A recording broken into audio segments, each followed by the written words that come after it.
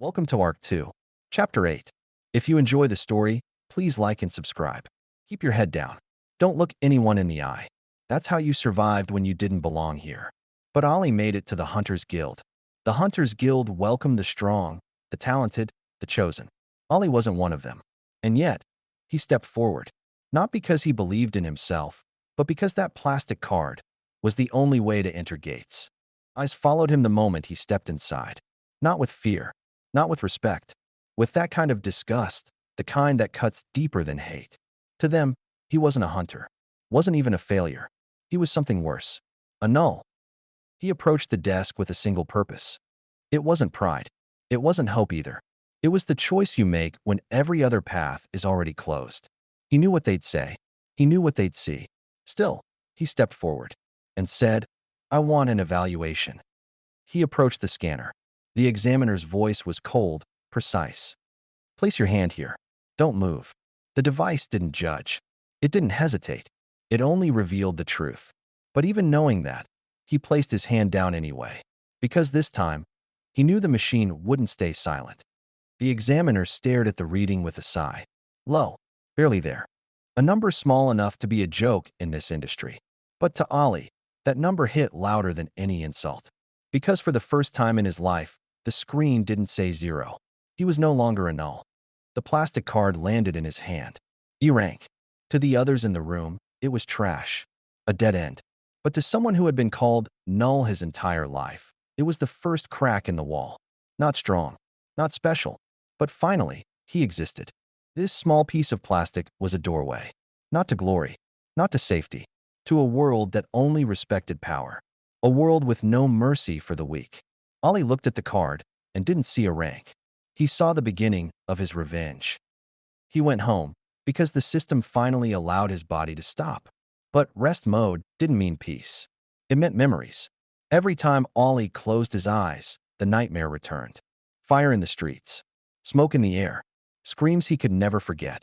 His family calling his name. Voices breaking through the heat and ash. And just when he tried to reach them, the monster always took them first. Night after night, the system made him remember. Morning came. Not gently, not naturally. The system didn't wake him with sunlight. It woke him with numbers. Rest mode ended. The screams faded. A new cycle began. Cold, precise, indifferent to his exhaustion. The system didn't ask if he was ready. It never does. Ollie stared at the system. Kill. 0 out of 3. To anyone else, it was a death sentence. Looking at his stats, looking at his reality, he didn't see a threat. He saw a trade. Blood for power. The exhaustion in his body vanished. The path was finally clear. Finally, I can become stronger. He didn't rush. Didn't hesitate either.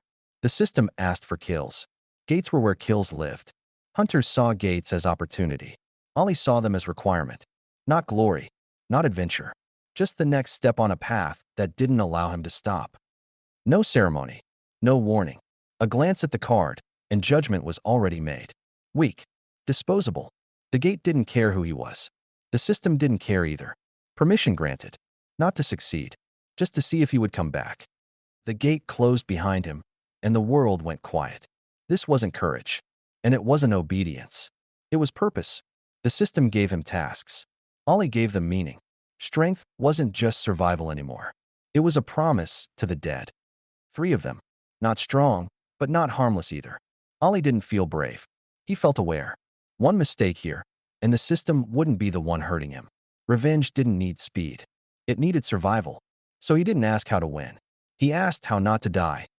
The system spoke. Not to help, but to make a deal. Power, immediate and raw. Ollie didn't reject it. He didn't judge it. He simply calculated the cost. Because in this world, nothing was free. This weapon wasn't a gift. It was a loan. And he knew the interest rate would be paid in his own blood. It wasn't just a weapon. It was a deal. Borrowed strength for borrowed time. The system didn't care if he won the fight. It only cared about the transaction. It only cared how much of his own humanity he was willing to trade away to survive to revenge. The blade wasn't the danger. The silence after the offer was. The system didn't bargain with money, gold. It bargained with pieces of him. Ollie didn't refuse the weapon. He just stood there, measuring the price first, deciding if his soul was worth the trade. The blade was a double-edged curse. It didn't just cut the enemy, it mirrored the damage back to him. Every stab, every slice he inflicted would instantly appear on his own body. To kill the monster, Ollie had to be willing to bleed exactly as much as his prey. Pain? Ollie almost laughed out loud. Pain wasn't new. Pain was the one thing life had never failed to give him in abundance. If suffering was the price for power, then the system had chosen the only currency he was rich in. He tightened his grip and accepted the deal. He didn't rush in. 3 goblins walked ahead, unaware, careless in their own territory. Ollie followed in silence, each step measured, each breath controlled. The dagger the system gave him pulsed faintly in his hand. Not warm, not comforting, but alive. This wasn't courage. It was timing. He wasn't waiting to be brave. He was waiting for the one moment they would never see him coming. The moment came, and Ollie moved. No shout, no warning, just pure motion. The dagger cut through the air, guided by instinct more than skill. Steel met flesh in one clean, desperate strike. The goblin didn't even get to turn around. For the first time, Ollie was the predator. The body dropped first. A heartbeat later, the head followed, hitting the forest floor with a dull, final thud. For a second, the woods went silent. Then their eyes widened, not with rage, but with fear. Because predators don't expect their own to fall without a fight. Pain exploded a second later. Ollie's hand flew to his neck, expecting phantom pain. But he felt warm blood. The enemy hadn't touched him, yet a matching cut opened across his own skin. The dagger didn't just share the pain, it shared the damage. To kill his enemy, he had to bleed with them. They saw him now. No more shadows. No more surprise. 2 pairs of glowing eyes locked onto him. Fear turning into fury. Ollie didn't step back. The pain in his neck still burned, a reminder of the blade's price. But his grip only tightened. This wasn't about pride. The system had given him a task, and Ollie had already decided. He would finish it, no matter what it took. The fight exploded into motion. One of them moved fast, bow raised, string pulled tight. Ollie turned, expecting petrification to answer like it always had. But nothing came. No hardening. No protection. The arrow struck deep into his arm, tearing through flesh like paper. Pain roared, hot, immediate. For a second, the world tilted. Not every skill answered when called. And not every battle waited for you to be ready. The second one didn't hesitate. It lunged with a rusted dagger, wild, furious. Steel met steel with a sharp, ringing crack. Ollie barely raising his blade in time. Sparks jumped where the weapons collided, purple energy grinding against corroded metal. His wounded arm screamed, shaking under the strain, but he didn't let go. Pain didn't matter now. Only distance. Only survival. The fight turned desperate. Ollie didn't know the right moves. Didn't know the timing. Didn't know how to win. And the stone skin he relied on still wouldn't answer. Every second felt borrowed. Every breath felt thin. Pain in his arm. Blood on his skin. Fear trying to climb into his throat. He swallowed it. Because one thought burned louder than the rest. Finish the mission. One misstep. That was all it took. The goblin with the dagger stumbled, balance snapping as it hit the forest floor. But there was no relief. Behind it, the archer was already drawing again, slow, steady, precise. Ollie saw the arrow rise, saw the line of death forming between them. No time to think. No time to plan. Only one chance before the next shot flew. That was the opening. Ollie didn't hesitate. He lunged forward, ignoring the pain ripping through his arm, ignoring the aim settling behind him. The goblin on the ground looked up, too late. The dagger came down in a single, brutal strike, purple light flaring as steel met bone. A shout tore from Ollie's throat, raw, desperate. Not rage, not glory, just the will to survive one more second. The goblin fell, but the battle wasn't over. Behind him, the archer had already released the string. The arrow cut through the air, fast, silent, merciless. Ollie had just finished one enemy, and now death was flying toward him from another. No time to turn, no time to block. Only the sound of wind, and the weight of a choice made a second too late. At the last second, Ollie moved. The arrow tore past where his chest had been, close enough for him to feel its wake. He didn't retreat. He charged, closing the distance in a single reckless burst. Ollie grabbed the bow before the goblin could draw again. No space, no safety, no second chances. If the monster wanted range, Ollie would take it away. Up close, the monster lost its advantage. Ollie drove the dagger forward with everything he had left. No technique, no elegance, just raw will. The blade sank into the goblin's chest. A gasp, a twitch, then the body began to crumble, skin breaking apart into dark ash that scattered into the air. Ollie didn't celebrate. He just stood there, breathing hard, and wondered how much more of himself this path would take. Silence returned to the forest. The last of the ash drifted across the ground where the goblins had fallen. Then the system spoke. Cold, mechanical, indifferent. Task complete. 3 kills confirmed. Strength increased. Defense increased. Numbers went up.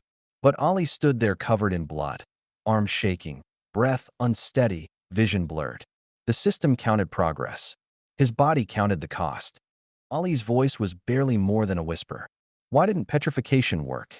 The forest gave no answer. But the system did. A low, hollow sound echoed in his mind. Not words, not guidance. A laugh. Ollie's eyes narrowed. So it was you. Another quiet chuckle followed, distant and cold, like something watching from far above. Not an ally, not a guide, just a force that enjoyed the game a little too much. The system didn't give him time to breathe. A new task appeared immediately. Consume the cores. 3 required. Dark spheres formed in Ollie's hand.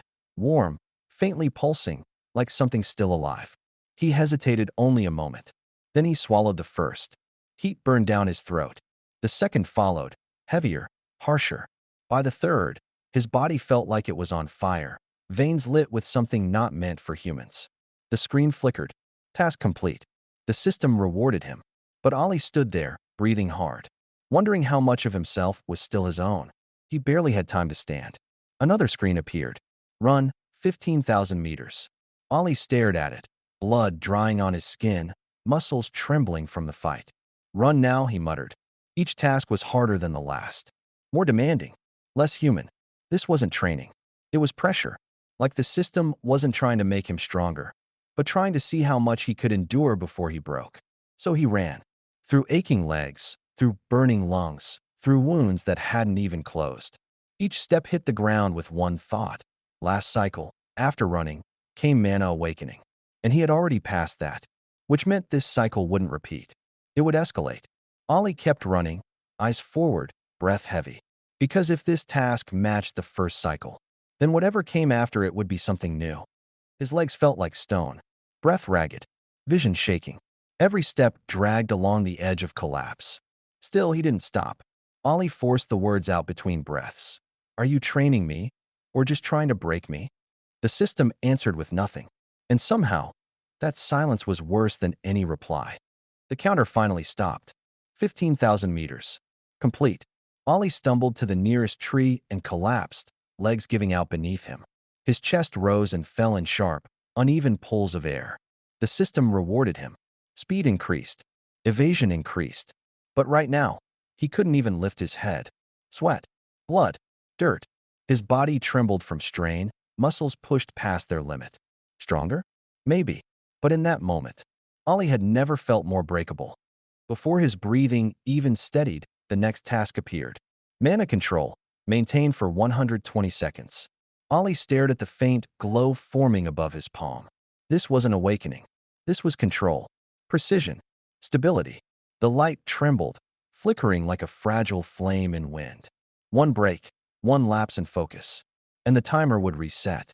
No running, no fighting, just him, and the quiet struggle to hold power without letting it slip away. He focused. The mana gathered, flickered, then scattered like dust. Again, it formed in his palm, unstable, trembling, then slipped through his control. Ollie clenched his jaw. Awakening mana was one thing. Controlling it was something else entirely, like trying to hold water with bare hands. The light burst, faded, returned, then broke apart again. Seconds passed. The counter barely moved. And for the first time since the running stopped, Ollie realized this task wasn't about endurance. It was about patience. He tried again, and again. Each failure burned, but each attempt lasted a little longer than the last. The mana still shook in his palm, resisting, but this time, it didn't shatter immediately. Ollie slowed his breathing. Focused. Didn't force it. Seconds ticked by. 20. 40, 60. The lights steadied, pulsing softly instead of exploding. Sweat ran down his face, mixing with dried blood. His hands trembled, not from weakness, but from control. The timer kept moving, and for the first time, the mana didn't slip away. 7 hours. 7 hours of failures, restarts, and shaking hands. Until finally, the light held. 120 seconds. Complete. The mana floated steadily above his palm, no longer fighting him. The system rewarded him. More mana, more resistance. But Ali didn't feel stronger. He felt hollow. Every muscle ached. His vision blurred with exhaustion.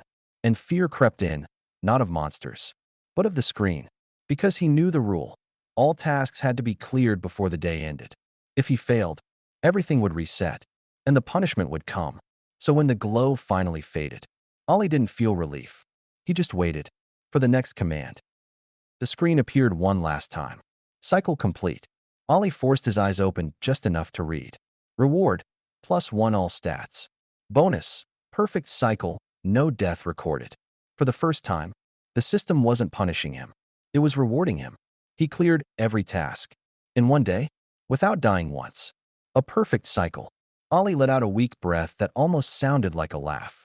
Then his body gave up. Strength left his arms. His vision dimmed.